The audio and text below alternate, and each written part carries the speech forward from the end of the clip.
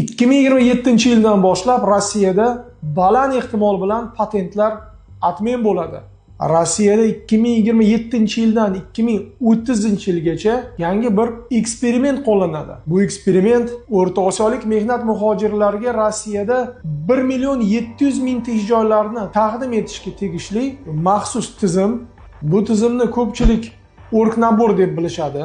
Bu degani siz ham Rossiyaga kelib 2027-yildan 2030-yil doirasida ishlamoqchi bo'lsangiz, bu tizim baland ehtimol bilan sizga ham tegishli bo'ladi. Bu yangilikning ijobiy tomoni, Rossiyada 2030-yilgacha mehnat muhojirlariga ish joylari bo'ladi, vizaviy rejimlar qo'llanmaydi va 2030-yilgacha har yili kamida 1.700.000 ishchilar Rossiyaning iqtisodiyotiga kerak bo'ladi.